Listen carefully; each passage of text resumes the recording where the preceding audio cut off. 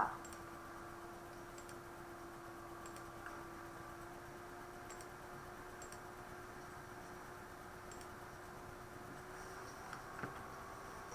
Bueno, vamos a arrancar hablando un poquito de cómo se mueven los iones, ¿sí? A través de las membranas. Y después vamos a hablar un poco más de absorción, ¿sí? Por la planta entera, ¿sí? Por las raíces. Pero primero, ¿sí? Tenemos que pensar un poquito qué le pasa a los iones, ¿sí? Cómo es que se mueven, ¿sí? Arranquemos. ¿Cuáles son los nutrientes esenciales? ¿Saben ustedes cuándo decimos que un nutriente es esencial? Cuando es indispensable para la vida y el desarrollo, pienso. ¿Eso qué significaría entonces? Que es Que, indispensable. que sin eso la planta no subsiste, no progresa, se Bueno, muere. algo así es. No es que sin eso necesariamente se muere inmediatamente, ¿sí?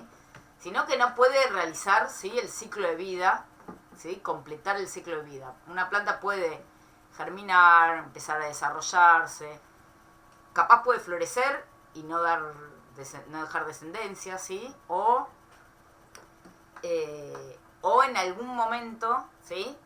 Pueda dejar de realizar las funciones que necesita porque no tiene ese nutriente y ahí muera, ¿sí?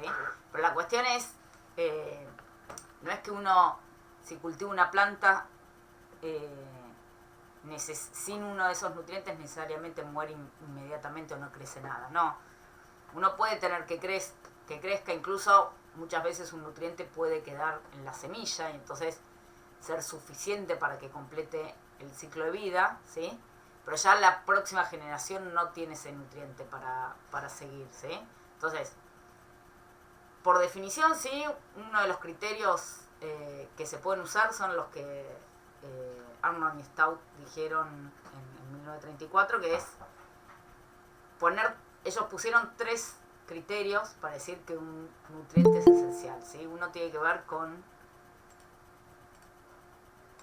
eh, con que es necesario para que la planta complete el ciclo de vida, ¿sí?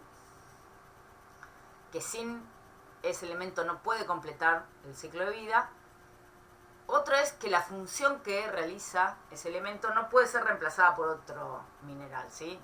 Sí, o al menos una de sus funciones, ¿sí? Muchas veces los nutrientes, ¿sí? Hay algunos nutrientes que son medios similares químicamente, ¿sí? Y pueden a veces uno reemplazar la función que estaba cumpliendo otro. Bueno, si un nutriente puede ser reemplazado en todas sus funciones, ese nutriente no es esencial, ¿sí? Y el tercer criterio tiene que ver con que tiene que estar directamente implicado en el metabolismo, ¿sí? Ser, por ejemplo, el componente de una molécula esencial o ser necesario para que ocurra alguna fase metabólica, ¿sí? Algún pasaje de una molécula a otra, ¿sí? Alguna síntesis, ¿sí? De algún producto. Entonces, estos son los 3 criterios, ¿sí? Que tienen que cumplir los nutrientes para decir que un nutriente es esencial. Por otro lado, ¿sí?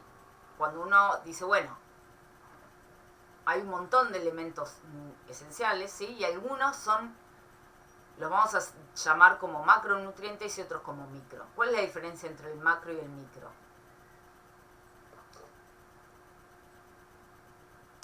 ¿Con qué La tendrá que ver? cantidad que se necesita, Con el tamaño o con la cantidad. No con la el cantidad que tamaño se del necesita. nutriente, ¿sí? No con el tamaño de Es una con la cantidad molécula, requerida de las plantas. sino cuánto, claro, ahí va, con cuánto requiere la planta, ¿sí? Hay elementos que las plantas necesitan un montonazo, como en general los que están en los fertilizantes, ¿sí? Los más comunes, ¿sí? Son los fertilizantes NPK, ¿sí? Que es N de nitrógeno, P Fósforo. de fósforo, ¿dónde está? Acá está, de fósforo, y K de potasio, ¿sí? Que tiene que ver con el nombrecito que tienen en la tabla periódica. Entonces, NPK es eso, es nitrógeno, fósforo y potasio, ¿sí? Y esos 3 elementos, por ejemplo, son macronutrientes, ¿sí? Las plantas usan un montón de esos nutrientes, ¿sí? También hay otros que son macros, ¿sí? El calcio, el magnesio, el azufre, ¿sí? Y los micro, ¿sí? Como por ejemplo el cloruro, el hierro, el boro, el manganeso, son menos esenciales que los macro. Es menos importante el No, boro que el pero nitrógeno. necesita menos cantidad. Claro. O sea, la planta sin boro se muere, igual que se muere sin, o no completa su ciclo de vida, al igual que no lo completa sin nitrógeno. La diferencia es que la cantidad de boro que necesita cuando es una planta es mucho menor, ¿sí? Los micronutrientes, lo que suele ocurrir es que los suelos, ya casi cualquier suelo, no suele tener muchas deficiencias de los micronutrientes, ¿sí? Las plantas no suelen tener deficiencias, excepto algunas cosas más específicas, como puede ser el hierro. El hierro sí puede llegar a estar en deficiencia, sobre todo en algunas especies que utilizan bastante hierro. Pero después el resto de los micronutrientes no suelen ser elementos que están en deficiencia en el suelo, y entonces uno no suele ver deficiencias tan fácil, tan común, digamos. Y uno no suele fertilizar con micronutrientes comúnmente, ¿sí? Aunque hay fertilizantes que tienen de todo, digamos, no es lo más común. Pero no porque no sean importantes, ¿sí? Eso es lo que quiero que les quede. Son tan esenciales los micro como los macro, ¿sí? La mayoría de los micronutrientes están involucrados directa o indirectamente en el proceso de la fotosíntesis. ¿Cuál? ¿Cómo? ¿Cuál es el micronutriente? El hierro, el manganeso, el cobre. Sí. Pero los macro también, el nitrógeno también. Sí, no, pero estábamos haciendo referencia a los micronutrientes. Ah, claro, sí.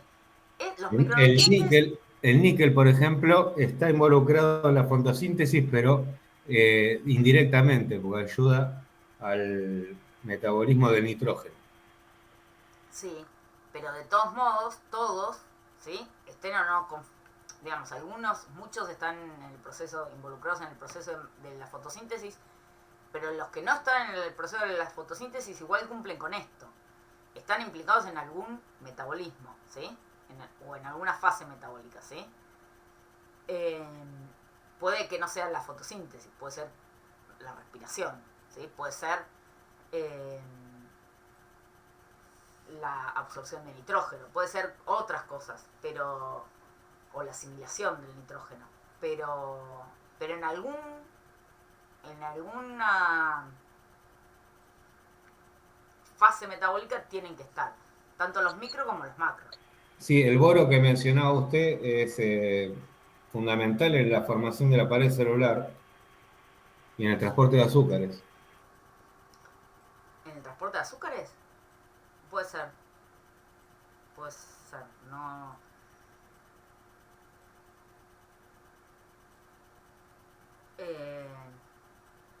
podría ser, no estoy segura. No lo sé eso, pero sí. Puede ser, pero...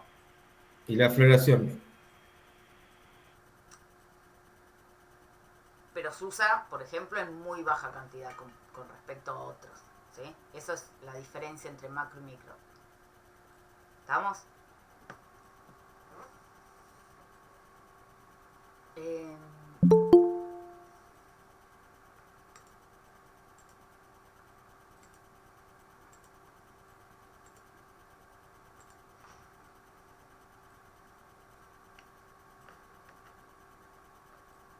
Uno puede cultivar plantas, ¿sí? En general, los suelos, ¿sí? Uno puede tener suelos más pobres o más ricos en nutrientes. Pero los suelos suelen tener muchos de estos nutrientes, ¿sí? Por eso les decía, bueno, los micro en general, capaz el hierro y el manganeso a veces puede estar en deficiencia, pero en general no están en deficiencia, ¿sí? Los micro. Y de los macro, los que suelen estar más en deficiencia suelen ser siempre el nitrógeno, el fósforo, el potasio. Pero después Cuando uno agarra y se compra una tierra más o menos buena o tiene una tierra más o menos buena, no se tiene problemas de tener estos elementos, ¿sí? Ahora, si uno quiere cultivar, por ejemplo, una planta en hidroponía, en agua, ¿sí? ¿Cómo tenemos que hacer para cultivarla en agua, en hidroponía? ¿Qué necesitamos hacer? Porque estos elementos están en la tierra, ¿sí? Y en el agua uno puede tener algo de esto, pero tenemos mucho Hay que menos. aportárselo. ¿Cómo? Hay que aportárselo Hay que directamente aportárselo, al agua. exacto. El agua tiene que tener, ¿sí?, los nutrientes. Acá, por ejemplo, ¿sí?, les pongo una tablita, hay una solución que se llama solución de Hoagland, ¿sí?, que se utiliza bastante en hidroponía, que es, Hoagland lo que hizo es agarrar un montón de sales, ¿sí?, y combinarlas de forma tal, ¿sí?, que esto es como una receta, ¿sí?, de cuánto usar de cada una de estas sales, ¿sí? Estas sales, lo que tiene esta solución es que es relativamente barato hacerlas, ¿sí? No es tan caro. Hay que hacer una inversión inicial, pero digo, uno puede comprar estas sales que no son tan caras y armar un montón de solución, porque se utiliza poquitas cantidades. Y En lo que realidad, hizo claro, este tipo es calcular en cuántos micromoles de cada nutriente te da poner estas concentraciones de las sales. ¿Alguien decía algo? Por ahí.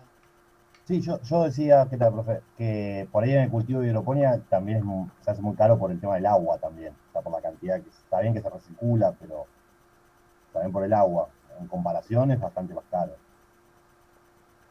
Sí, es más caro que cultivar en tierra. Sí, es más caro que cultivar en tierra, pero sí, no sé si por el agua o por la infraestructura que tenés que tener. Claro, sí, también. Hay que controlar muchos parámetros más que en el suelo. Hace falta una infraestructura que te permite, ahora vamos a ver un poquito, pero además de tener nutrientes, ¿sí?, que la clase pasada habíamos visto algo de inundación. ¿Cuál era el problema de la inundación? El principal problema. La falta de La oxígeno. falta de oxígeno, ¿sí? Entonces uno no puede tener, no es que yo agarro y tengo, bueno, por ejemplo, hago esta solución de Hoagland y tengo en un balde la solución de Hoagland y pongo una planta y crece como si nada. No, eso no va a funcionar, ¿sí? Puede funcionar con alguna planta acuática, ¿sí? Algunas, no todas. Pero no va a funcionar por un cultivo, ¿sí? ¿Por qué? Y porque las raíces se nos van a pudrir, ¿sí? Necesitamos movimiento, ¿sí? Entonces, y eso es lo que en general, ¿sí?, uno puede tener este tipo de estructuras, por ejemplo, en donde lo que se hace acá es hacer circular el agua, ¿sí?, por estos cañitos. Y entonces, cuando uno lo hace circular, ahí se oxigena el agua, ¿sí? Uno puede poner burbujeo también, se pueden poner distintas cosas. Cualquiera de esas cosas es costosa, ¿sí? Requiere tiene un gasto energético, digamos, mantener cualquier tipo de circulación que uno ponga, ya sea con una bomba, con un aireador con burbujeo, con lo que sea, tiene un costo energético. Y la infraestructura también tiene mayor costo que tenerlo en tierra, por supuesto. Pero bueno, a veces algunos deciden cultivar de todos modos en hidroponía. Y lo que hay que tener en cuenta es eso, que es necesario tener una solución nutritiva, ¿sí? Se venden también muchas soluciones ya preparadas, ¿sí?, con los micronutrientes, ¿sí?, para no estar haciendo todas estas mezclas. A veces uno puede comprar directamente solución de micronutrientes. Los macros también a veces se venden. Pero lo importante es que conceptualmente sepan que no sirve un fertilizante NPK, por ejemplo, para hacer hidroponía, ¿sí? Porque van a estar poniendo solo 3 nutrientes, ¿sí?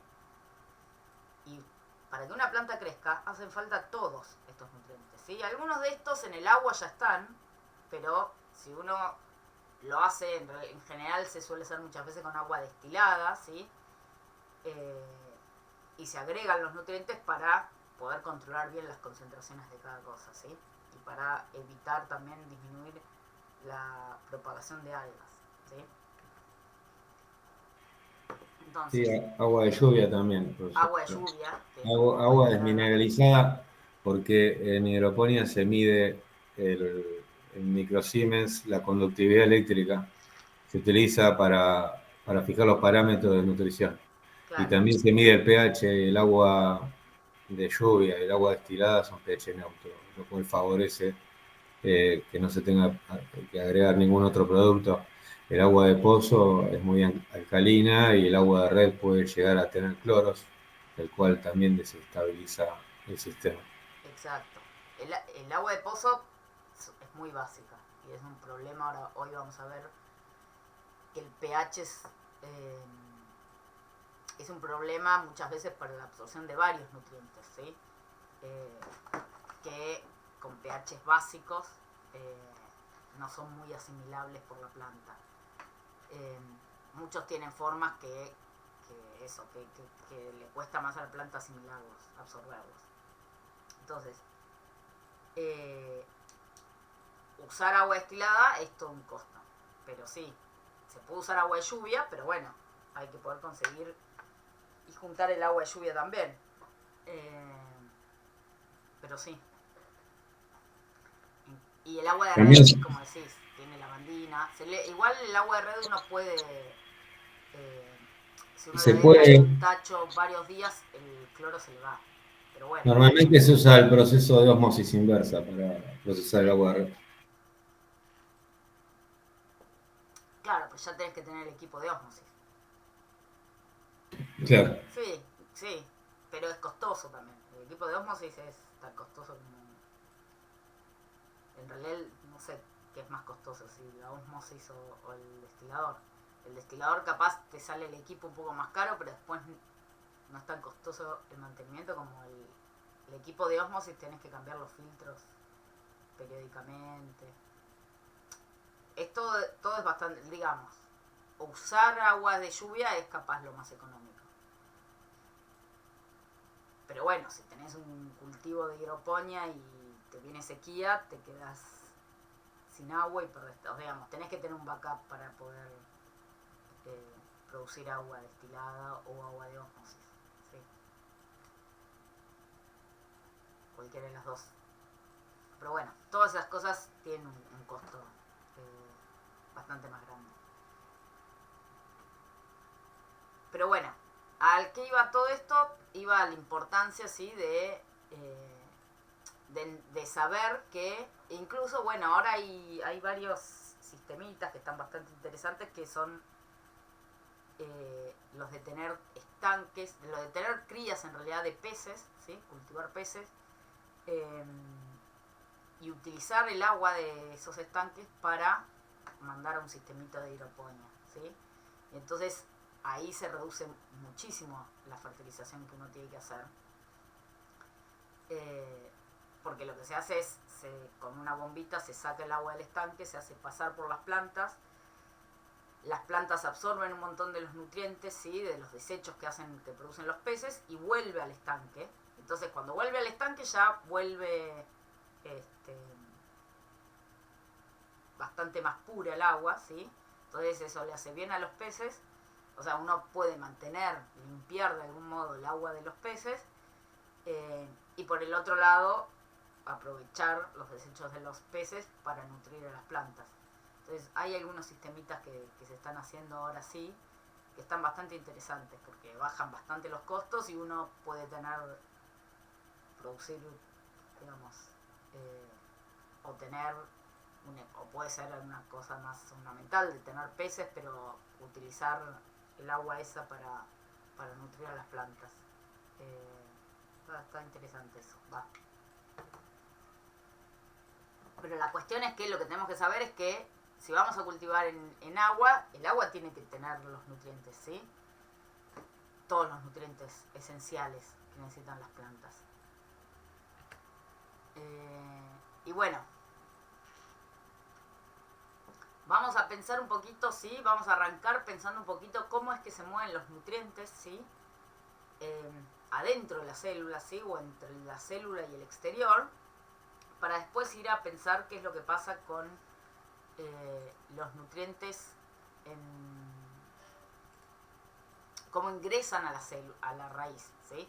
Pero antes de pensar en cómo ingresan a la raíz, pensemos un poquito cómo se mueven, ¿sí? A través de la membrana. ¿Se acuerdan cuando hablamos? Sí.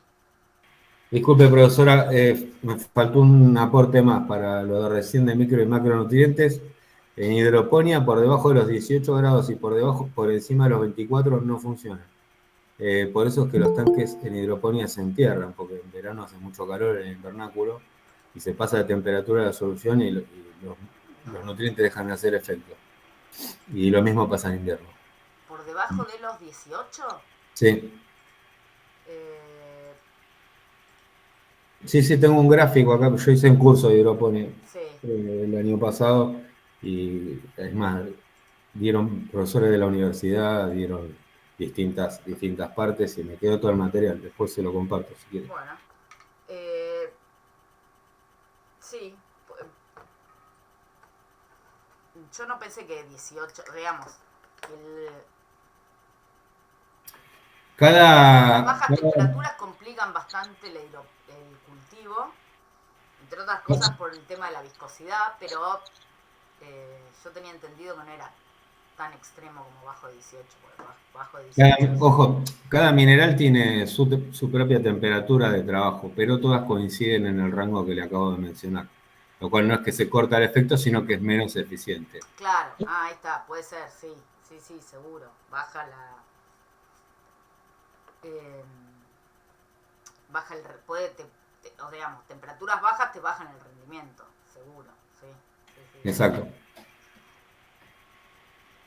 Pero no es que no se pueda hacer, digamos. No, requeriría de mayor graduación. Sí. O sea, no es un o funciona o no funciona. Claro, Es un gradiente de temperatura. Sí, hay un rango, digamos, el rango óptimo sería, está entre 18 y, ¿cuánto dijiste? 20. Claro, ahí coinciden todos o la gran mayoría. La mayoría. En la concentración efectiva, digamos. Sí. Perfecto. Bueno.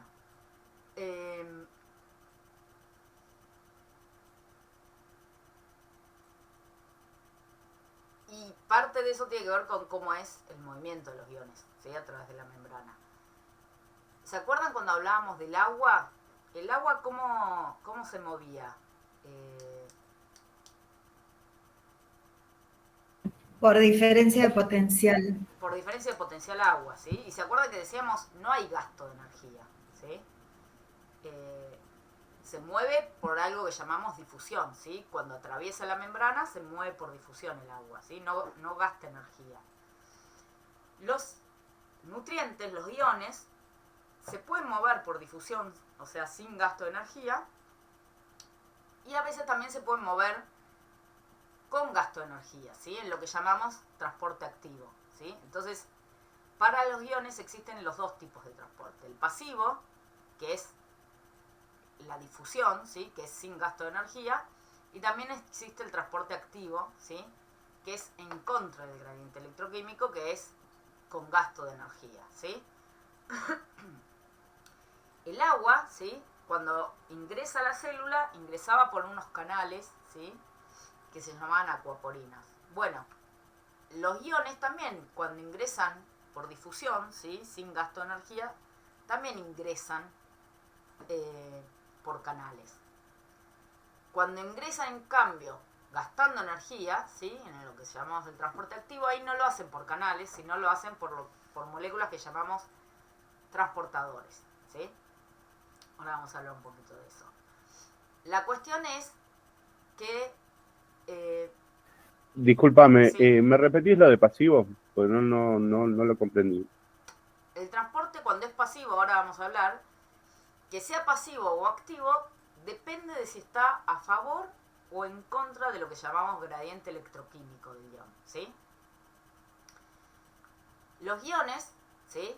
Tienen un componente que es eléctrico y otro que tiene que ver con la concentración, ¿sí? La concentración capaz es más fácil de comprender, ¿no? La concentración tiene que ver con la concentración adentro de la célula y la concentración afuera, ¿sí? Entonces, el componente de concentración, ¿qué hace? Si yo tengo mucha concentración adentro de la célula, ¿sí? Y poquita afuera, bueno, el componente ese va a tender a que el ion salga, ¿sí? ¿Por qué? Porque está más concentrado adentro que afuera. ¿Estamos de acuerdo? ¿Sí? Más o menos. Sí, Ahora, hay otro componente que es el eléctrico.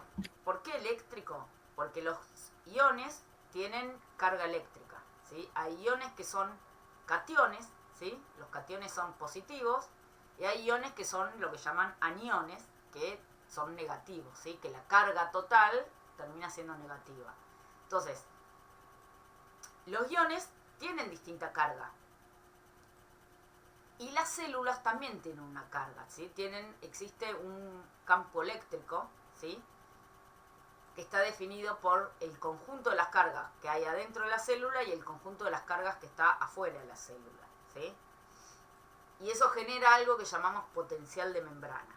Entonces, ahora vamos a hablar un poquito, pero ese potencial de membrana genera un campo eléctrico, ¿sí? Y entonces, las células adentro, ¿sí? En su conjunto siempre son más negativas que afuera.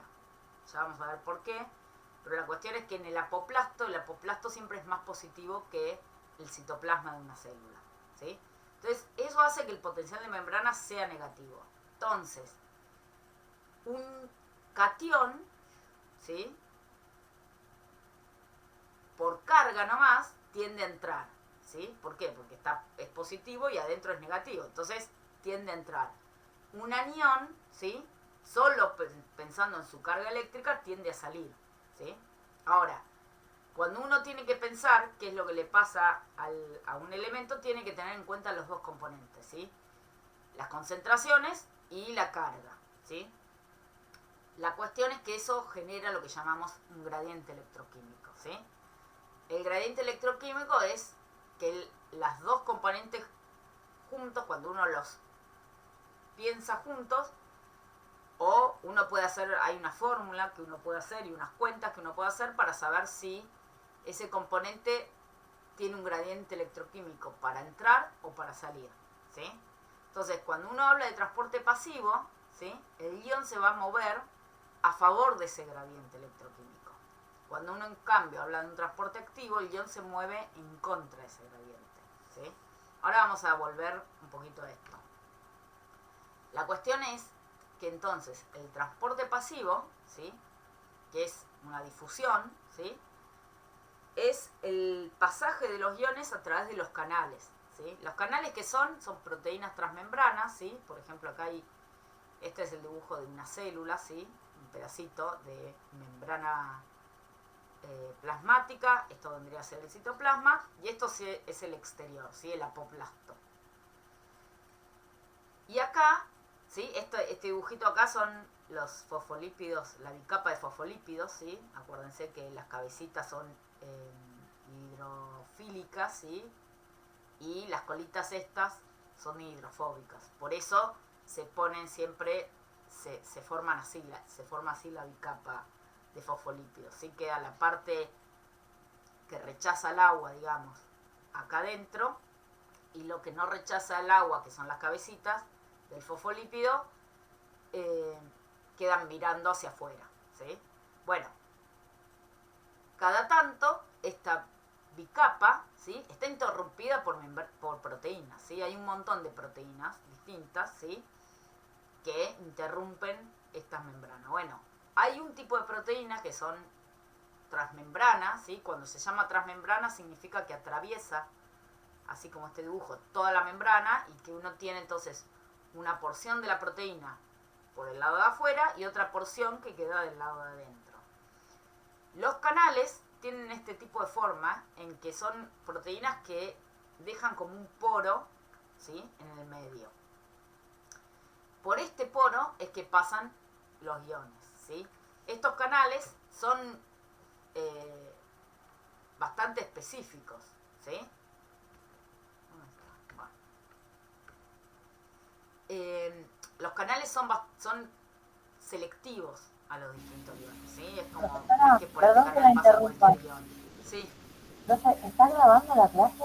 sí, Ah, ok, perdón. sí, sí.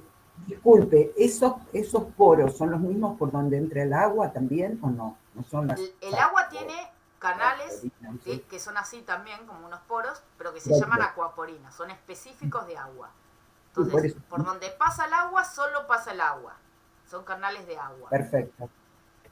Y después los iones tienen tienen selectividad. Entonces también uno tiene el canal de calcio, el canal de cloro, ¿sí? Distintos iones tienen su canal, ¿sí? Cada ion tiene su canal, por decirlo de algún modo, ¿sí? Son selectivos. Entonces, los iones, ¿sí? Cuando atraviesan la membrana por un transporte pasivo, lo hacen a través de los canales, ¿sí? Después vamos a hablar un poquito de los canales. ¿Cómo hace entonces? ¿Cuál es la fuerza motriz? ¿Se acuerdan cuando hablábamos en agua de fuerza motriz? Decíamos, bueno, cuando el agua, ¿sí? Que pasa por el canal de acuaporinas, ¿sí? Cuando el agua atraviesa la membrana, lo hace con una fuerza motriz, ¿sí? Esa fuerza motriz era el gradiente de potencial agua, o sea, depende del potencial agua de afuera y cómo es el potencial agua adentro, el agua adentro sale, ¿sí? Si yo tenía más potencial agua adentro que afuera, el agua salía. Y si es al revés, si el potencial agua afuera era más grande que el de adentro, el agua entraba, ¿sí? ¿Se acuerdan? Eso es lo que hace mover el agua. Bueno, los iones también se mueven de algún modo por un gradiente, ¿sí? Un gradiente, pero no de potencial, ¿sí? Sino que se llama el gradiente electroquímico, ¿sí? ¿Y eso por qué existe? Bueno, hoy les decía que adentro de la célula y afuera de las células tenemos distintas cargas, ¿sí? Siempre hay muchas más cargas positivas en el apoplasto, ¿sí? Que en el citoplasma, ¿sí? Que en el interior de la célula. ¿Por qué es eso? Entre otras cosas, ¿sí? Hay unas proteínas, unas bombas, que ya las vamos a ver mejor, que mantienen, ¿sí? Esa carga positiva porque están todo el tiempo sacando protones, ¿sí? Entonces, gastan energía sacando protones y manteniendo positivo el apoplasto, ¿sí? Y, por otro lado, también existe un desbalance de carga que se genera porque algunos iones atraviesan más fácilmente que otros las membranas, ¿sí? Entonces, la cuestión es que estas dos cosas hacen que siempre el apoplasto sea positivo afuera y el interior de la célula sea negativo, ¿sí? Entonces, eso genera algo que llamamos potencial de membrana, ¿sí? Que es como un campo eléctrico. Uno puede medir esto, ¿sí? Por ejemplo, uno puede tener... ¿conocen los voltímetros que uno puede medir la corriente? Uno, si tiene un voltímetro, ¿sí? Que tiene dos pincitas, y lo ponemos, por ejemplo, en un enchufe, ¿sí? Lo pongo uno en la parte, en la línea, en la positiva, y la otra en el neutro. Yo lo que mido es la diferencia de voltaje que hay, ¿no? Si yo lo pongo en un enchufe acá, en Argentina, lo que voy a encontrar es que eso mide 220 volts. Bueno, existen voltímetros, microvoltímetros, ¿sí? Que uno puede medir, por ejemplo, el voltaje de una célula. Si yo pincho la célula con un microelectrodo y pongo el otro en el exterior y me mide el voltaje, ¿sí? La célula tiene un voltaje. Ese voltaje es ese potencial de membrana, ¿sí? Es eso que decimos, la célula está cargada, ¿sí? Existe un campo eléctrico, ¿sí? Entonces, no es que la célula es neutra, ¿estamos? Entonces, adentro de la célula es negativo y afuera es positivo. Entonces, eso hace que los iones tengan un impacto distinto si es un catión o un ion, o un anión, ¿sí? Entonces, eso genera, ¿sí?, ese potencial de eléctrico y la concentración del ion afuera y adentro genera lo que se llama el gradiente de potencial químico del ion, ¿sí?, que es lo que llamamos la fuerza motriz, ¿sí? Entonces, ¿cuál es la fuerza motriz que hace, o qué es lo que hace que el ion se mueva, ¿sí?, de forma pasiva? Es que existe un gradiente, ¿sí?, de concentración electroquímica entre el afuera y el adentro, ¿sí? Entonces, si el gradiente hace que el gradiente está de forma tal para que entre el ion va a entrar por difusión. Y si el gradiente está para que salga, el ion va a salir, ¿sí? Y si no existe gradiente, porque uno puede tener el mismo componente electroquímico adentro y afuera, no hay movimiento del ion, ¿sí? Está lo que se llama es que el ion está en equilibrio, ¿sí? Para que existe ese transporte pasivo, ¿sí?, entonces tiene que existir un gradiente de potencial electroquímico, ¿sí?, y después tenemos que tener el canal que tiene que estar abierto, ¿sí? Los canales se pueden cerrar, ¿sí?, o abrir, ¿sí? Entonces, necesitamos las dos cosas para que haya movimiento pasivo, ¿sí? Tener una fuerza ion motriz, o sea, un gradiente de potencial electroquímico, y canales para ese ion que estén abiertos, ¿sí? Uno puede tener distintos tipos de canales, como les decía. Uno suele decir, los canales lo que tienen son selectividad, ¿sí? No es que son totalmente exclusivos para un ion, pero son mucho más, tienen mucha más selectividad, pasan mucho más probablemente. Por ejemplo, un calcio pasa 10 o 100 veces más que un potasio, ¿sí?, por ese canal. Entonces, los iones que tienen la misma carga, ¿sí?, pueden pasar cada tanto por un canal de su misma carga. Los que tienen carga distinta pasan casi nada por ese canal, ¿sí? Entonces, por ejemplo, yo tengo un canal de calcio, bueno, capaz me entran 100 calcios y cada tanto me entra un potasio, que los dos son positivos, ¿sí? Y cada 500 calcios me puede llegar a entrar un cloruro, por ejemplo, ¿sí? Entonces, como es casi nada que puede entrar de otro ion, uno termina diciendo, bueno, el canal ese es canal de calcio, ¿sí? Porque tiene una gran selectividad hacia el calcio, ¿sí? Entonces, ¿cuáles son las características de los canales? Que tienen selectividad, ¿sí?, o sea, que son casi específicos para cada ion, que se abren y se cierran, ¿sí?, se pueden abrir o cerrar por distintas cosas, ¿sí? Puede ser por el voltaje de la célula, puede ser por ligandos. Cuando habíamos visto agua, las acuaporinas se pueden cerrar, por ejemplo, porque se fosforilan, ¿sí?, cosas que se pegan en las proteínas y hacen que se cierre, ¿sí? Entonces,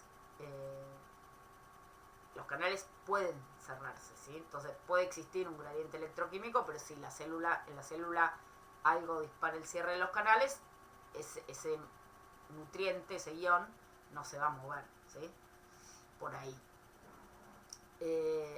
Y después otra característica es que los canales pueden ser rectificadores o pueden ser reversibles, ¿sí?, que eso significa que el ion solo entra o solo sale por ese canal cuando es rectificador, y si es reversible es cuando el canal puede, por ese mismo canal puede entrar, si el gradiente está para entrar, y si el gradiente cambia y está para salir, por ese mismo canal puede salir, ¿sí? Entonces, estas son las características de los canales, ¿sí? En términos generales, lo que nos importa de los canales es que entonces son proteínas que atraviesan la membrana, ¿sí?, y por los que pasan, ¿sí?, los distintos iones, ¿sí? Ahora, solo pasan si existe un gradiente electroquímico para que pasen, ¿sí? Necesitamos que exista esto, una fuerza ion motriz para que exista ese movimiento, ¿sí? Y después pueden estar abiertos o pueden estar cerrados, ¿sí?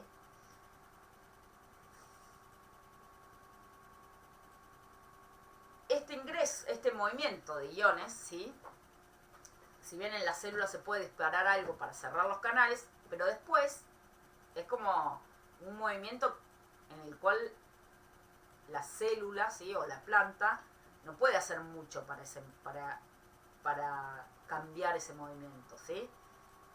Porque depende de qué, de la concentración electroquímica dentro y afuera del ion, ¿sí? Entonces, está bien, puede ocurrir que se dispare el cierre de los canales, ¿sí? Por alguna situación particular, pero si no, este movimiento pasivo, ¿sí? Es un movimiento en el cual la planta no puede, la célula no puede hacer mucho para cambiarlo, ¿sí? Para cambiar las concentraciones de un ion, porque se van a mover simplemente por el gradiente electroquímico, ¿sí? Ahora, existe un segundo tipo de transporte, que es el que llamamos transporte activo, ¿sí? Que ese ya es con gasto de energía, ¿sí? Entonces, este transporte, ¿sí? Es, por decirlo de algún modo, como más dirigido, ¿sí? Entonces, si por ejemplo la célula está generando está produciendo alguna cosa, ¿sí? Alguna función particular, la célula tiene, ¿sí? Mecanismos para poder incorporar más un nutriente, gastando energía, pero incorporar más de un nutriente que está necesitando y que el gradiente electroquímico no da para que entre, ¿sí? ¿Se entiende el concepto? El transporte activo siempre es en contra del gradiente electroquímico. Es la célula gasta energía para incorporar o para sacar a veces un nutriente en contra de su gradiente electroquímico, ¿sí?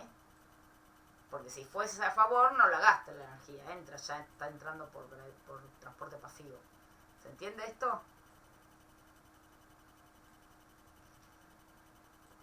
Más o menos. Están callados. Medio trabalengua, pero hay que estudiar. Sí, profe. El transporte activo, ¿sí? Es mediante gasto de energía, ¿sí?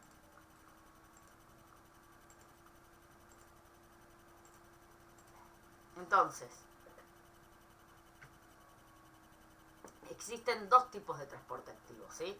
Uno que se llama transporte activo primario, que este gasta ATP, ¿sí? Son proteínas también transmembranas, ¿sí? Este es el dibujo clásico de lo que se llama una protona ATPasa, ¿sí? Que son las bombas primarias, las más comunes que hay en plantas, ¿sí?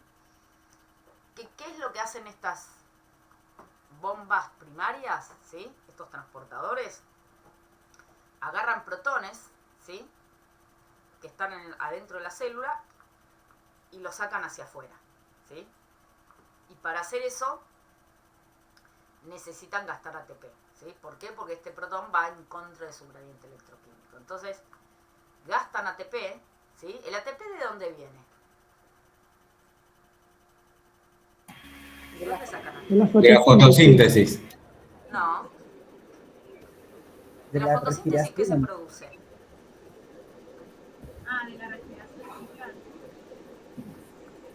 ¿Cómo? Glucosa. Glucosa, muy bien.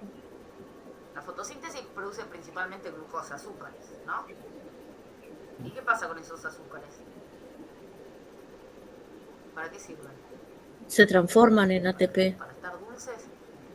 ¿Cómo se transforman en ATP los azúcares? Por la respiración. Ahí va, por la respiración. Muy bien. Oxidan, ¿sí? Utilizan oxígeno. El proceso de respiración utiliza oxígeno y azúcares para producir ATP, principalmente, ¿no? El ATP, ¿qué es? Es como la moneda energética que pide la planta, ¿sí? Hay un montón de procesos que ocurren en una planta que gastan ATP, ¿sí? La biosíntesis de un montón de moléculas gasta ATP. Necesitas ATP para producir moléculas, un montón de moléculas. Bueno, para este transporte, ¿sí? Para el transporte, en realidad lo podemos generalizar en el transporte en general, el transporte de los iones, ¿sí? El movimiento de los iones, requiere ATP. Todos los tipos de transporte que estamos viendo usan directamente ATP, no, es este el único que usa ATP directamente. Pero este ATP que usan las bombas primarias, para sacar los protones, es necesario para que existan los otros transportes. Entonces, por eso uno dice en términos generales, bueno, el transporte, ¿sí?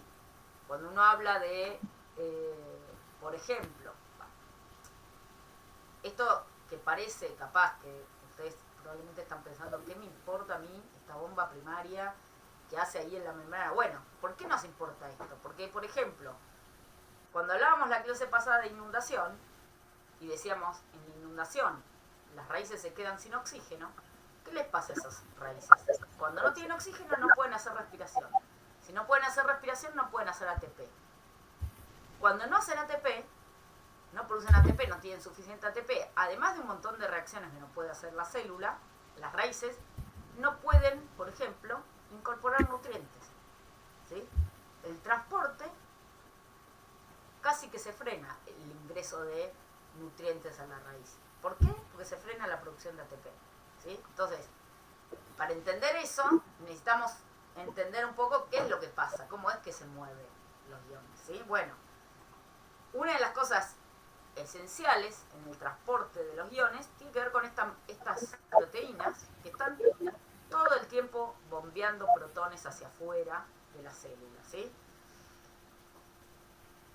Entonces, estas son las que se llaman transporte primario, ¿sí? Transporte activo. ¿Por qué activo? Porque gasta energía y se llama primario. ¿Por qué? Porque después existe lo que llamamos el transporte secundario. En el transporte activo secundario es donde se mueven los iones propiamente dichos, ¿sí? El calcio, el potasio, el cloro, ¿sí? Cualquiera de esos que se tenga que mover en contra de su gradiente electroquímico, ¿sí? Lo hace con un transporte activo secundario. ¿Qué es lo que ocurre en ese caso? Existen también proteínas transmembrana, ¿sí? Proteínas transmembrana que también atraviesan la membrana plasmática, pero que no son como los canales, no son un porito, sino que son proteínas que lo que hacen es utilizar la fuerza ion motriz del protón, ¿sí? El protón, acuérdense, estas bombas están sacando los protones para afuera y entonces están acumulando afuera, ¿sí? Lo que hace este transportador es usar la fuerza ion motriz, ¿sí? Que tiene este protón, ¿sí? Este protón tiende a entrar porque hay mucho afuera y muy poquito adentro de la célula. Entonces este protón entra a favor de su fuerza ion motriz y esa fuerza la utiliza, esa energía, digamos, la utiliza para incorporar otro ion, ¿sí? Que puede ser calcio, ¿sí?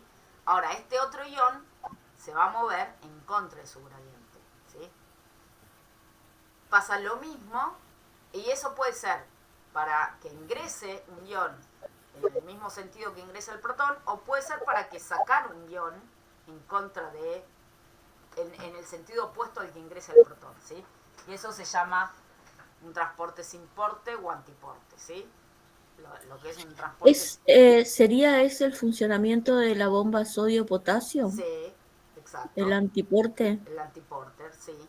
Ahí, en vez de utilizar la fuerza ion motriz del protón, usan la del sodio.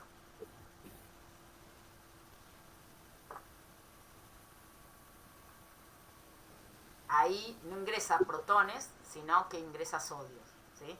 El transporte activo secundario ingresa algún ion que esté que tenga una fuerza ion motriz para entrar, ¿sí? Y ahí no hay 1.000.000, ¿sí? Hay como 2 o 3, ¿sí?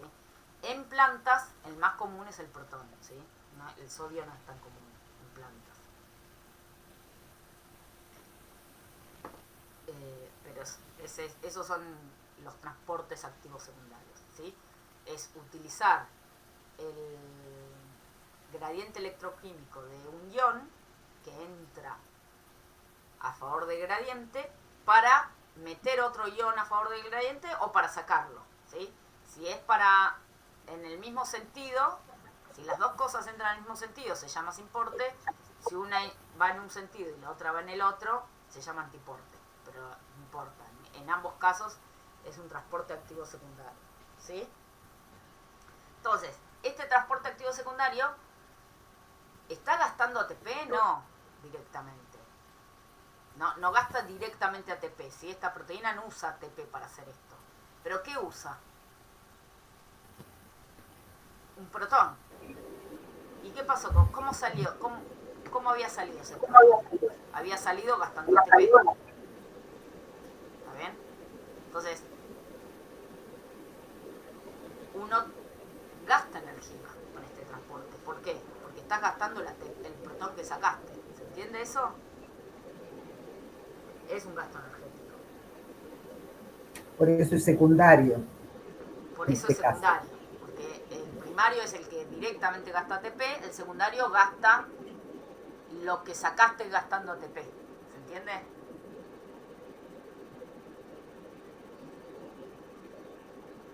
En las Sí, bombas. o sea, hace el gasto para sacar el protón, para que ese protón pueda ingresar A favor del gradiente a favor del gradiente, y meter haciendo otro. salir algo o Sí, entrar algo. exacto, así es.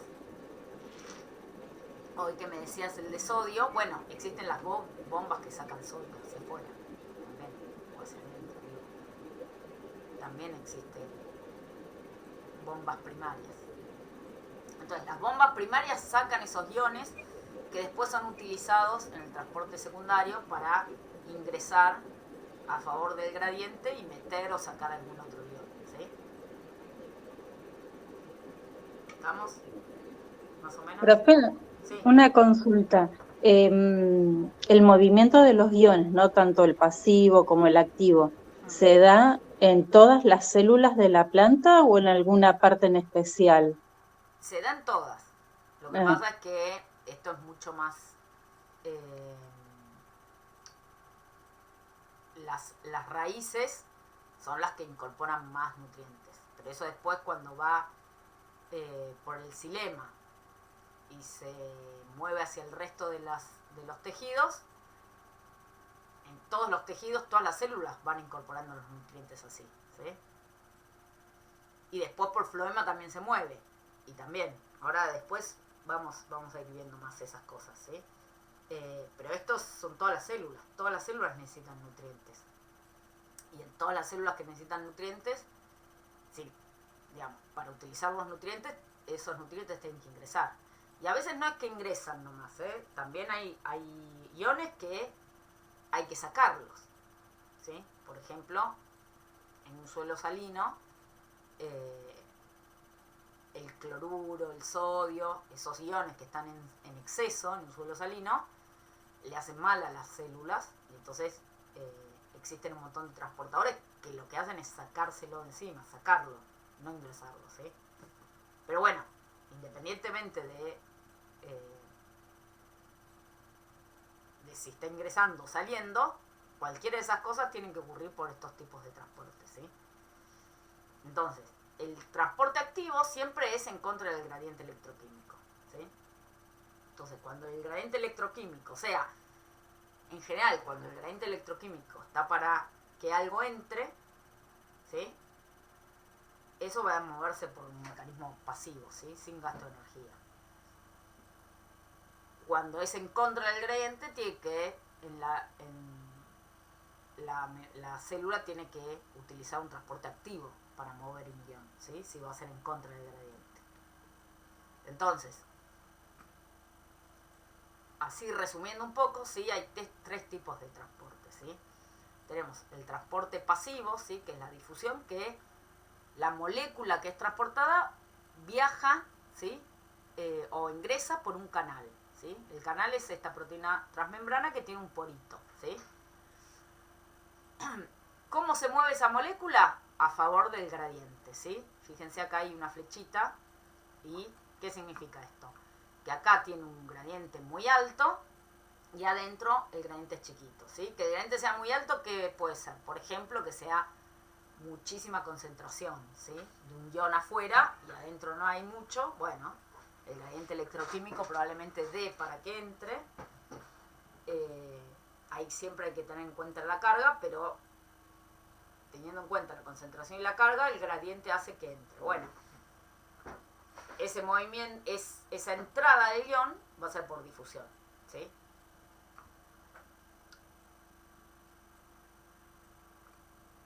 Puede ocurrir que el gradiente electroquímico esté para que entre y entonces está entrando un montón de este ion por difusión. Y la célula, al mismo tiempo, puede estar gastando energía para sacarlo al ion, ¿sí? Si, por ejemplo, hay un exceso del ion, ¿sí? Puede ocurrir que el ion está entrando, porque hay un exceso afuera de ese ion, ¿sí? Esto ocurre, por ejemplo, en un suelo salino. En un suelo salino hay un montón de iones que entran porque entran por gradiente electroquímico. La célula, la planta no puede hacer mucho con eso, ¿sí? Si tiene un montón en el suelo, va a ingresar, ¿sí? Por difusión. Puede cerrarse algunos canales, pero igual ingresa un montón de ion. Y altas concentraciones de los iones a veces son tóxicos para la célula. Bueno, puede, por ejemplo, activarse un transportador para sacarlo, ¿sí? Entonces, mientras entra el ion por un mecanismo pasivo y sale por un mecanismo activo, ¿sí? Para sacar este ion, ¿sí? Fíjense que en el transporte activo siempre es en contra del gradiente, pero entra otro ion que entra a favor del gradiente, ¿sí? ¿Y por qué entra a favor del gradiente? Porque existen las bombas primarias que lo que hacen es sacar ese ion, ¿sí? Las que vimos nosotros son los protones, ¿sí? La bomba protón ATPasa, que es la más común en plantas. Si bien existen otras, ¿sí? Lo más común es tener un transporte activo secundario con protones, ¿sí? Y porque existen esas bombas protón ATPasa que sacan todo el tiempo los protones hacia afuera, ¿sí? Gastando ATP, ¿sí? Gasta ATP, la bomba primaria, y saca un protón en contra de su gradiente electroquímico.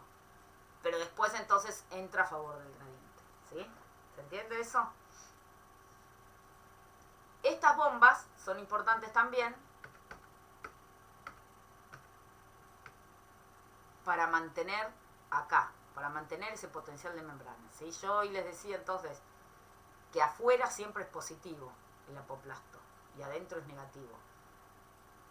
Entre otras cosas, o principalmente porque existen esas bombas que sacan protones hacia afuera, ¿sí? Entonces, eso mantiene el transporte, ¿sí? Entonces, son importantes estas bombas. Entonces, el ATP son importantes también para este movimiento pasivo, ¿sí? Porque mantienen ese campo eléctrico que tiene la célula, ¿sí? Entonces, el ATP, si hay algo como por ejemplo una inundación y la raíz deja de tener ATP o empieza a tener mucho menos, lo que ocurre es que este transporte empieza a disminuir mucho y entonces empezamos a perder esa concentración afuera de protones, ¿sí? Entonces la membrana le ocurre algo que es lo que se llama se despolariza, ¿sí? Pierde un poco ese campo eléctrico y entonces se ve afectado todo. Se ve afectado este transporte pasivo, se ve afectado este transporte activo, porque entonces este ion ya no tiene tanta fuerza ion motriz, ¿sí? Entonces no es que deja de moverse los iones, pero se mueven mucho menos, ¿sí? Entonces el ATP es muy importante para el transporte de los iones, ¿sí? Para el movimiento de los iones en todas las células, ¿sí? ¿Alguna duda hasta acá?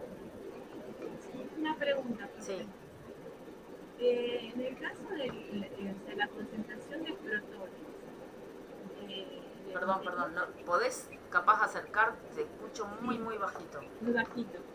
¿Ahora? Sí, a ver.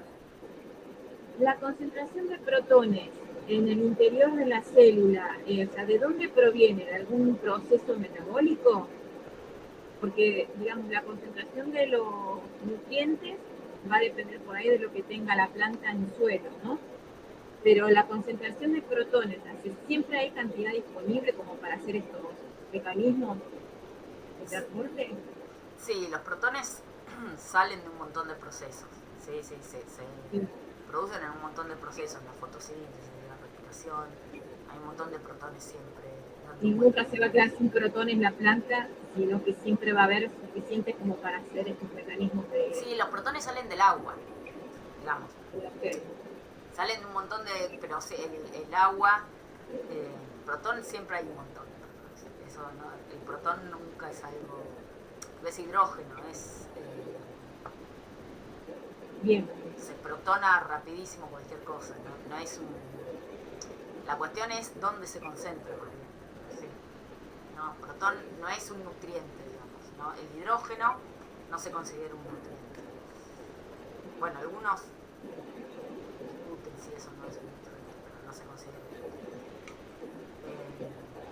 El hidrógeno hay un montón. No hay problema.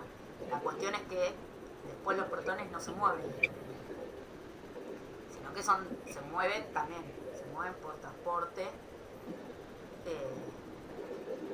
y entonces esa es la gracia, de que uno puede tener distintas concentraciones. Hay un montón de cosas que dependen de la concentración de protones, ¿sí?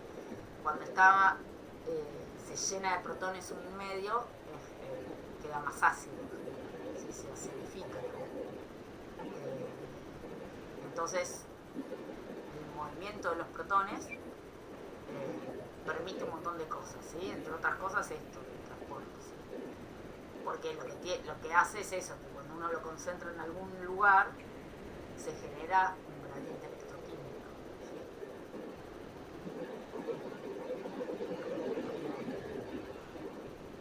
Cuando veamos fotosíntesis, ¿sí? Vamos a ver alguna cosita de movimiento de protones. Vamos a ver que así como existen estas bombas que gastan energía para sacar los protones, existen otras proteínas que usan la fuerza ion motriz, ¿sí? No son transportadores, sino que lo que agarran es la fuerza ion motriz para formar ATP. Serían unas inversas de estas. En vez de sacar protones gastando ATP, meten protones de un lugar donde está acumulado y forman ATP. ¿Sí? Eso ocurre en la fotosíntesis, ya lo vamos a ver. Pero la cuestión es que el movimiento de estos protones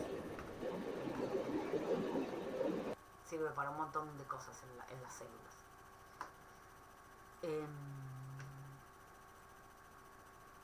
Bueno, vamos a ir pasando cosas un poco más amigables, ¿sí? Porque ya nos vamos a ir alejando, pero la idea es arrancar desde la célula, ¿sí? Como para tener una idea más o menos de qué cosas ocurren, ¿sí? En el movimiento de los iones y poder ir hacia afuera, ¿sí? Entonces ahora vamos a hablar un poquito de la entrada y el movimiento de los iones, pero en la planta, ¿sí?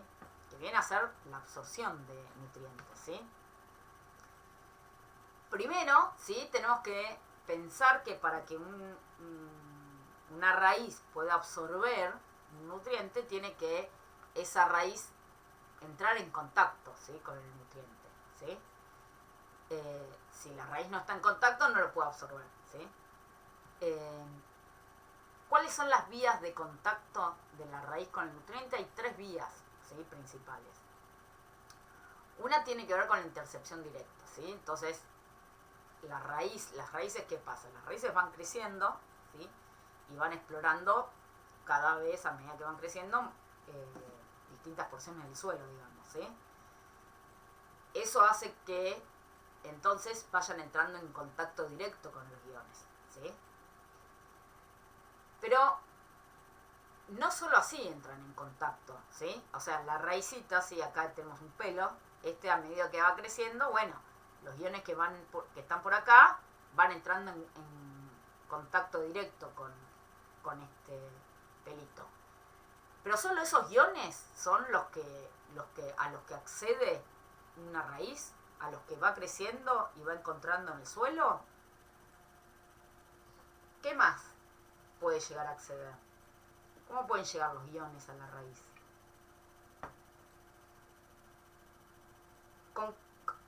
¿Qué hace falta para que una planta absorba nutrientes? Con el agua. El agua, ahí Se va. mueve.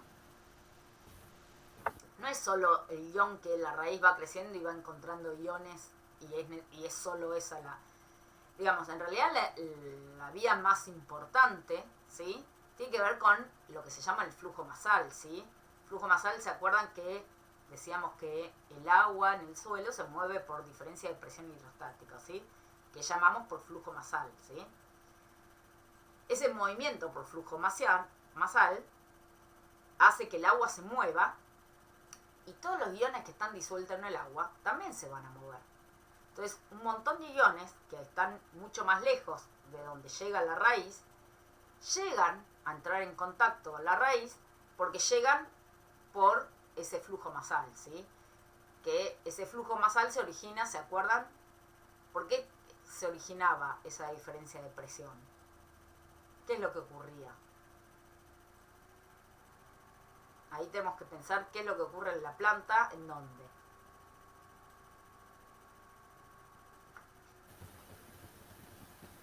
Por diferencia de potencial agua. Diferencia de potencial agua, ¿y por qué hay diferencia de potencial agua? ¿Cuándo ocurría la absorción de agua? ¿Se acuerdan? ¿En qué momento del día? Y a medida que iba pasando el día y la temperatura aumentaba, la planta generaba la transpiración, cada vez tiene menos agua, entonces se produce la absorción. Es algo así, Cuando empieza la fotosíntesis. Cuando comienza la fotosíntesis. El equilibrio. Ojo, ahí vamos tirando algunas cosas. A ver, no es cuando arranca la fotosíntesis en realidad que transpira, sino cuando empieza a transpirar. Cuando empieza a aumentar la temperatura en el ambiente. Habíamos hablado, por lo menos tengo el registro de que a medida que va pasando el día, la temperatura suele ir creciendo, entonces la planta empieza como todo el proceso. Pero eso hace y va aumentar empezando... la transpiración, ¿no? Sí, eso aumenta la transpiración. La temperatura aumenta, pero ¿cuándo arranca a transpirar? Cuando se abren los estomas. Cuando se abren los estomas. ¿Con qué se abren los estomas?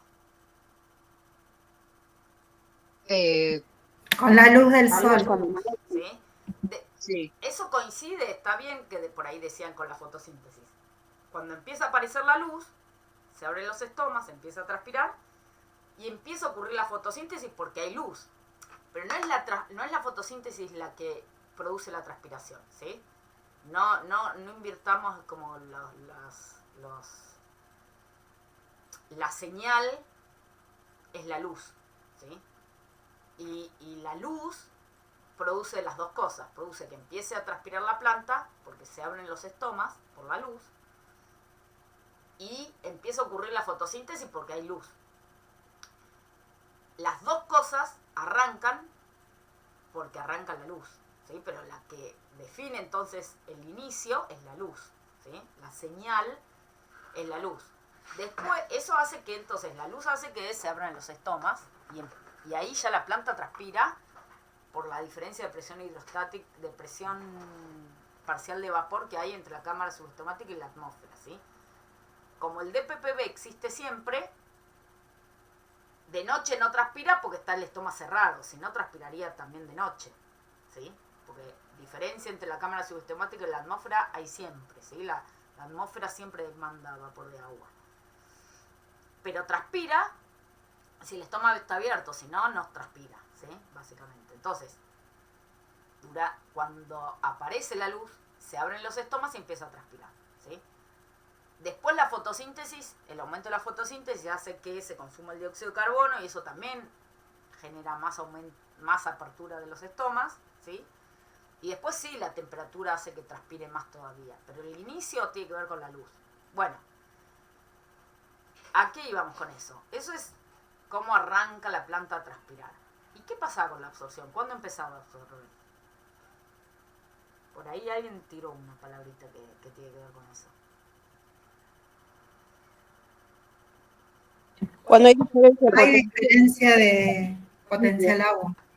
Diferencia de potencial agua, ¿no? ¿Entre qué y qué? ¿Diferencia en dónde? Hoja, Entre tallo. las hojas y las raíces, por ejemplo. Las Entre la hojas y el tallo. néfera y la cámara subestomática, ¿no?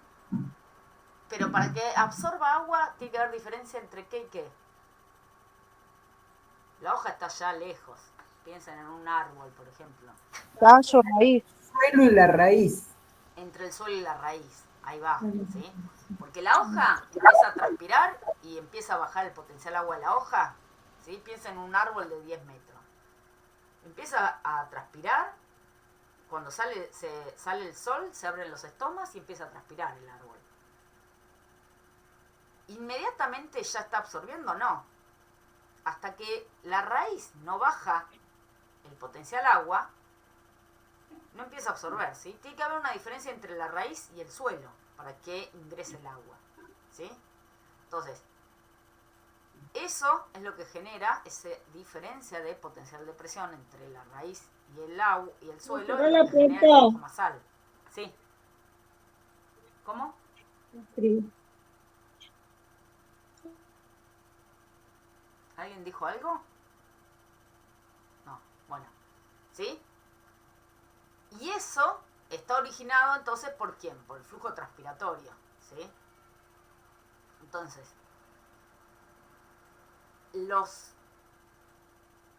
cuando deja de transpirar, ¿sí? ¿Se acuerdan que seguía absorbiendo hasta que se equilibraban los potenciales?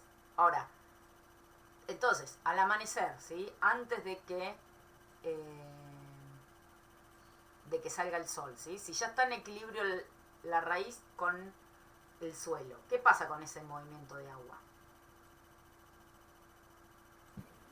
No hay movimiento. Deja de ocurrir, ¿sí? Es ese movimiento grande, ¿no? Ese flujo masal. Deja de ocurrir. ¿La planta deja de absorber nutrientes?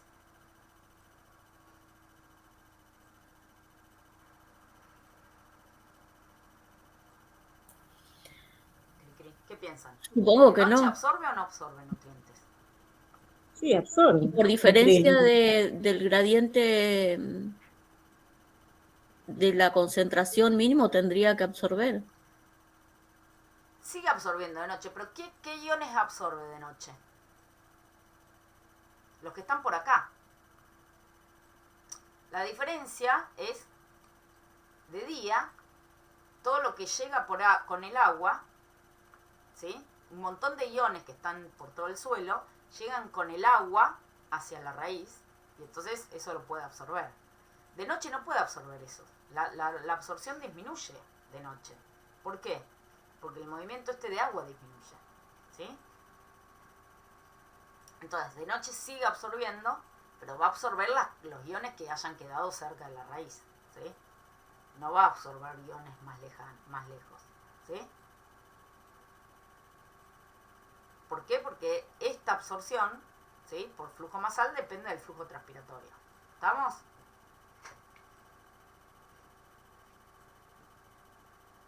¿O no? Sí, profe. Bueno. Y después, bueno, también hay movimiento de iones por difusión, ¿sí?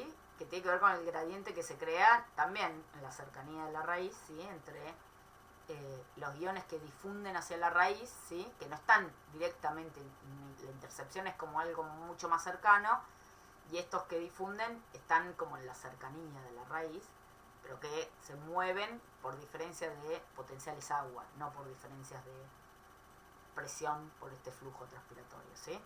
Entonces, estos son los tres tipos de vías por los cuales los iones entran en contacto con la raíz, ¿sí? La más importante en magnitud tiene que ver con esta, con el flujo masal, ¿sí? Que es con todo el agua que llega, que es mucho más los nutrientes que llegan por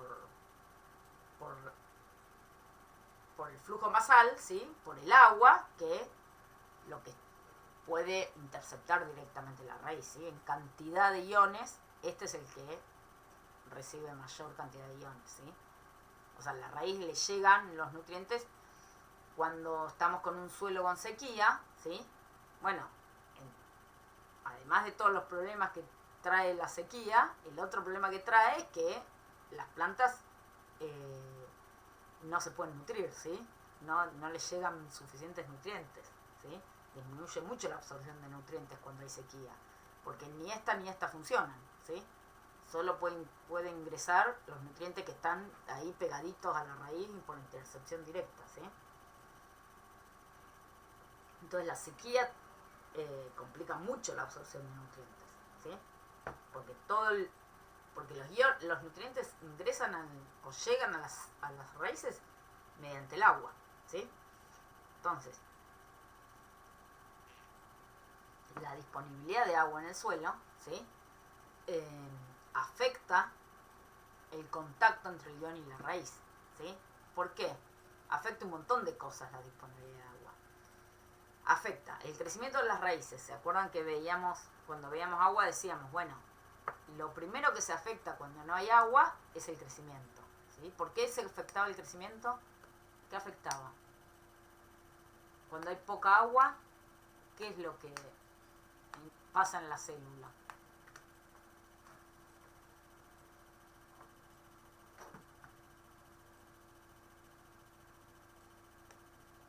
Se deshidrata. La célula, ¿qué es que se deshidrata la célula? Se marchita.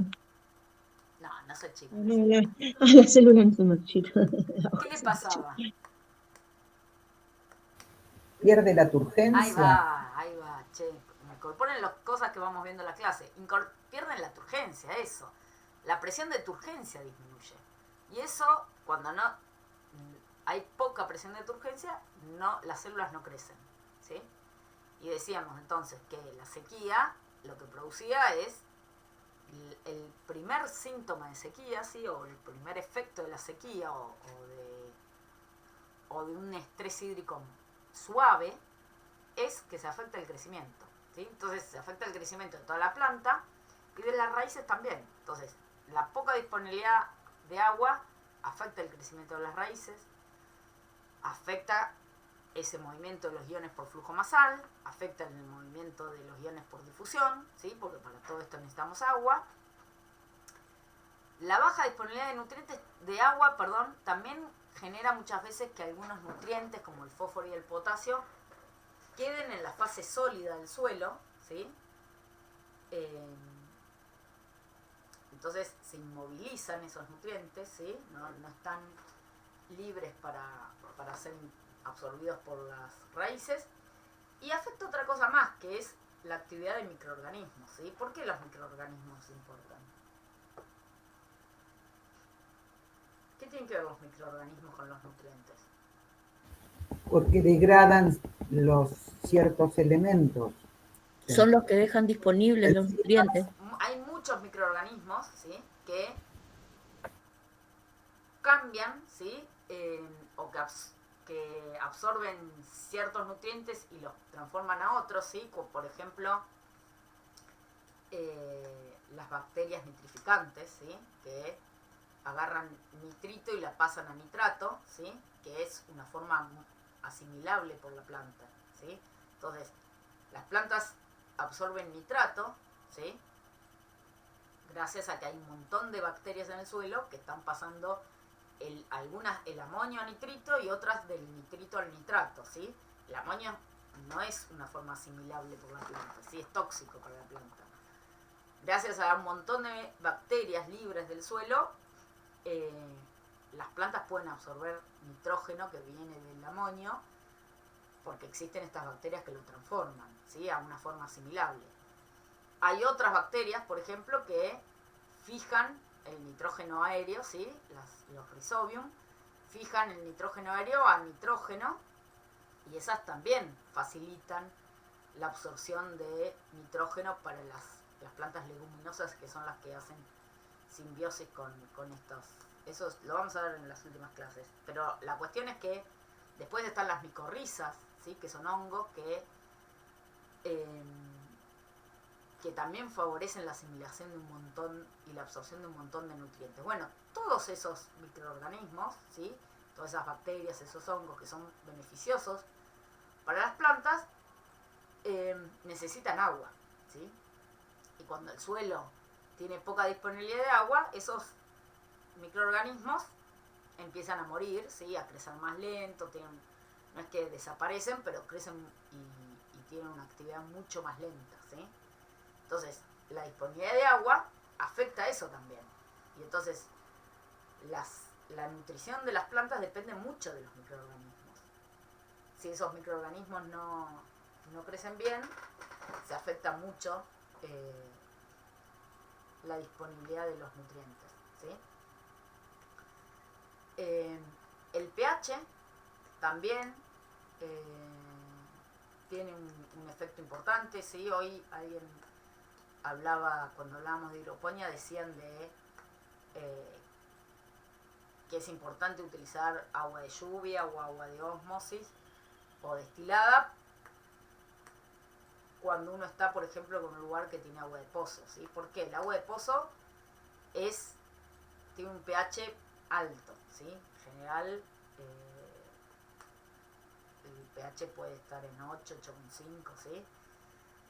Es muy alto para la absorción de un montón de nutrientes, ¿sí? ¿Y por qué? Porque hay un montón, por ejemplo, los pHs relativamente bajos, ¿sí? Menores a 7, favorecen la liberación de un montón de cationes, ¿sí? De la roca madre, aumentan la solubilidad de carbonatos, de sulfatos, de fosfatos, ¿sí? También el pH alto genera interferencias con hierro, ¿sí? Con otros micronutrientes. Hay los iones fosfatos, ¿sí? Tienen distintas formas moleculares según qué pH tenga el suelo, ¿sí? pHs altos, ¿sí? Limitan mucho la absorción, ¿sí? Del fosfato. pHs bajos, ¿sí? Aumentan las concentraciones de fosfato y permiten que se facilite mucho la absorción, ¿sí? Entonces, en términos generales, ¿sí? Los pHs un poco ácidos, ¿sí? Favorecen mucho la absorción de nutrientes, ¿sí? Por eso se utiliza muchas veces en cultivo de macetas, se usa mucho la turba, por ejemplo, ¿sí? La turba acidifica el suelo, ¿sí? La pinocha también, ¿sí? Hay un montón de cosas que se suelen utilizar, ¿sí? Que no está bueno en realidad usar turba, por ejemplo, porque ambientalmente es un desastre lo que se hace para extraer la turba, pero para el que cultiva, sobre todo para cultivar en macetas, se usa muchísimo. ¿Por qué? Porque mejora bastante la acidificación de los suelos, ¿sí? Que tener suelos básicos es un problema. Si están en zonas con agua de pozo, ¿sí? Es un problema muchas veces la nutrición, no porque haya deficiencias del nutriente en el suelo, sino que el nutriente puede estar en concentraciones más o menos buenas, pero no está disponible, ¿sí? O a las plantas les cuesta mucho absorberlo. ¿Por qué? Porque están en formas que no son disponibles para las plantas, ¿sí?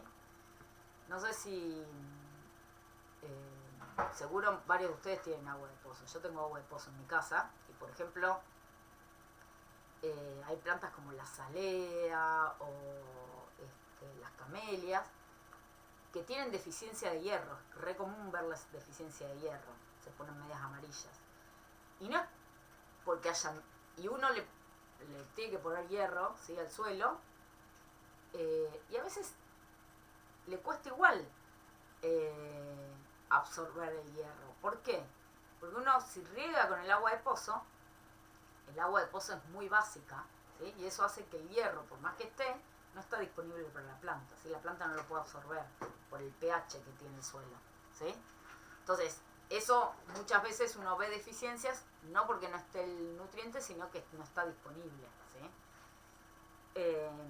Esas cosas se acentúan más en épocas de sequía, por ejemplo, ¿sí? Cuando estamos en épocas con buena humedad, bueno, el agua de lluvia favorece bastante a que el suelo no esté tan básico, ¿sí? Ahora, en épocas de sequía, en donde se usa mucho más el agua de riego, si uno riega con agua de pozo, es un problema importante, ¿sí? Entonces, esas cosas hay que tenerlas en cuenta, que a veces no es que no haya un nutriente, sino que ese nutriente no está disponible, ¿sí? Por las condiciones en las que está el suelo. Otro de los factores ambientales, digamos, que afectan, ¿sí?, el contacto entre los iones y la raíz, tiene que ver con la temperatura, ¿sí?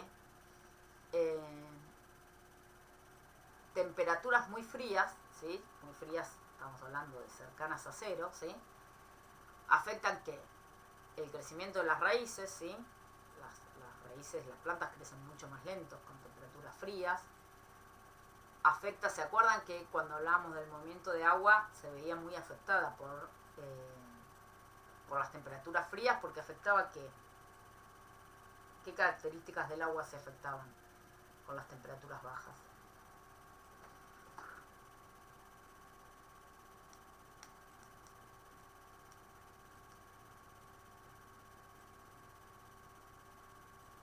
Todos a dormir. ¿Se acuerdan de la viscosidad del agua?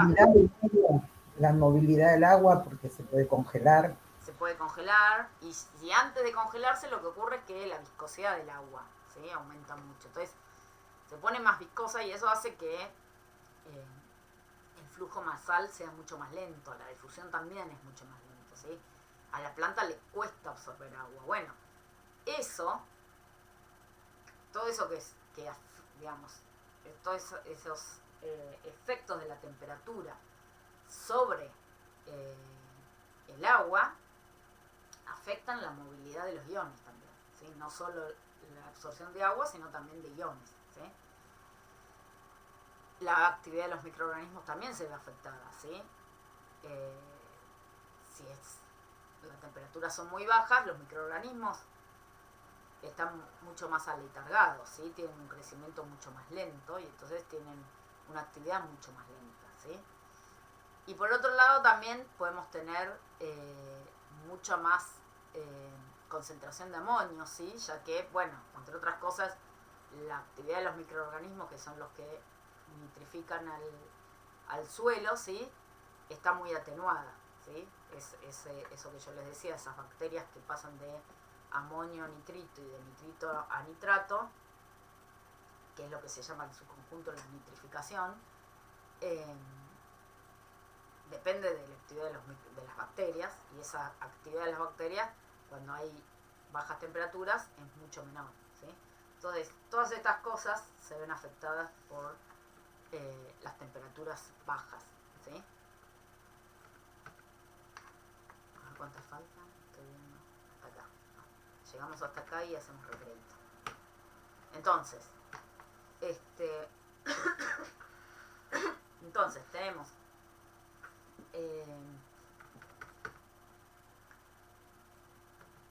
un montón de cuestiones ambientales que afectan, ¿sí?, este contacto, ¿sí?, entre el ion y la raíz. Uno tiene que ver con la disponibilidad de agua, ¿sí?, el otro tiene que ver con el pH del suelo.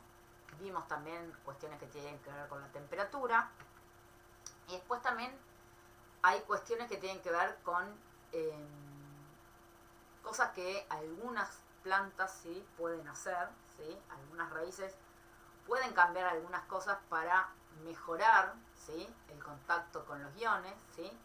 Y existen de esto, por ejemplo, por lo menos 2 ejemplos de plantas que algunas lo que hacen es que producen algo que se llama extrusión radical de protones, ¿sí?, o ácidos orgánicos, que lo que hacen es que los pelitos, ¿sí?,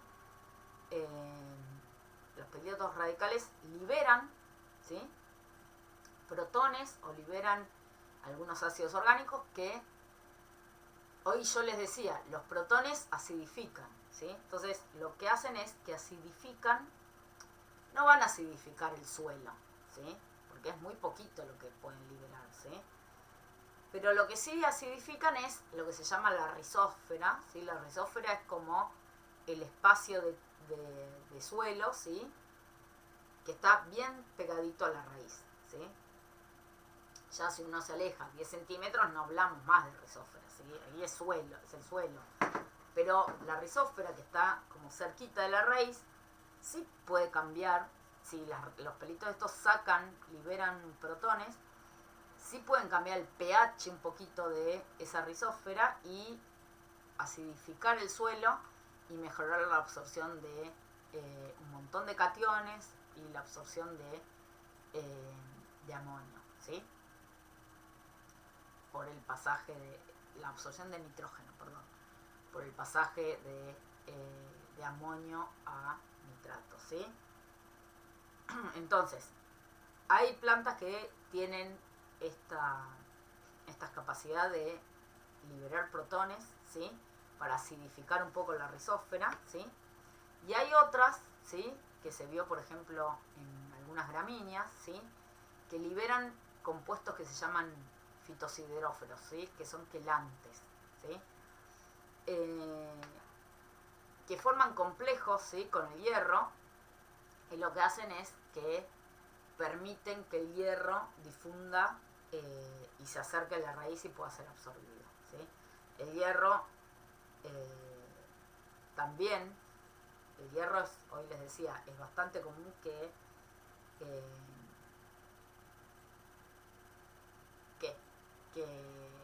quede que esté en una forma que no es absorbible por las plantas, ¿sí? Cuando el pH es alto, decíamos hoy, uno puede tener suficiente hierro, ¿sí? Uno puede incluso fertilizar con hierro y que la planta no lo pueda absorber, ¿sí? Cuando el pH es muy, muy alto. Bueno, algunas gramíneas, ¿sí? Liberan compuestos quelantes, ¿sí? Que forman como un complejo, ¿sí? Es como que lo capturan al hierro y permiten que ese hierro pueda entonces, mediante este compuesto, este fitosideróforo, que está unido al hierro, puedan llegar a la raíz y ser absorbido, ¿sí? Entonces, lo libera de la roca madre, ¿sí? Entonces, estos son como dos ejemplos de efectos que puede ocurrir en la raíz, ¿sí? Y que mejoran el movimiento de los iones.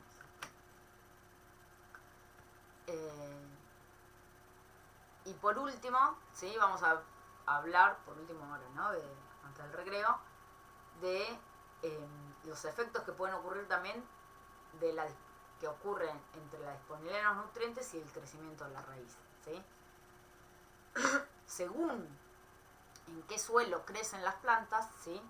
Las raíces pueden determinar cómo se comporta el crecimiento de las raíces. Se vio que, por ejemplo, cuando las plantas crecen con altas concentraciones de nitrógeno, ¿sí? Se reduce mucho la ramificación de las raíces, ¿sí? Pasa lo mismo cuando crecen con alta concentración de fósforo, ¿sí? Tanto el fósforo como el nitrógeno, ¿sí? Reducen la ramificación. Y por el contrario, cuando las plantas crecen en un suelo con deficiencia de fósforo o con deficiencia de nitrógeno, ramifican mucho más, ¿sí? Entonces, la disponibilidad del nutriente, ¿sí? Genera un efecto sobre cómo crecen las raíces, ¿sí? Y eso mejora, digamos, de algún modo la absorción del nutriente cuando está en baja disponibilidad. Cuando hay suficiente en el suelo, es como que no gasta la planta recursos en ramificar, si hay suficiente para absorber bien sin tener que ramificar, ¿sí? Es un poco esa la idea. Con el nitrógeno se ve algo, se ve que digamos, el efecto sobre el crecimiento es bastante específico, porque cuando los niveles son bajos, generalizados, ramifica. Ahora, si yo crezco una plantita en distintos estratos, ¿sí? Esto lo hacen crecer en un agar, ¿no? Para poder separarlo. Ponen un agar que está separado, digamos, y que tenemos distintas concentraciones del nutriente, ¿sí? Como formando distintos estratos. Lo que se ve es que si la planta tiene acá bajo nitrógeno, acá bajo nitrógeno y acá tiene altas concentraciones de nitrógeno, o sea, tiene solo altas concentraciones de nitrógeno en una zona del suelo, ¿sí? Lo que se ve es que en esa situación la planta puede pensar que en el resto del suelo hay poco nitrógeno y entonces ahí dispara el crecimiento de las raíces en donde hay nitrógeno. Entonces, si el nitrógeno es alto en todo el suelo, no crece, no ramifica. Ahora, si en todo el suelo hay poco nitrógeno y hay solo en una parte, ahí sí ramifica en esa parte, ¿sí? ¿Se entiende? Entonces, es bastante preciso el impacto que tiene el crecimiento de las raíces según los nutrientes, ¿sí?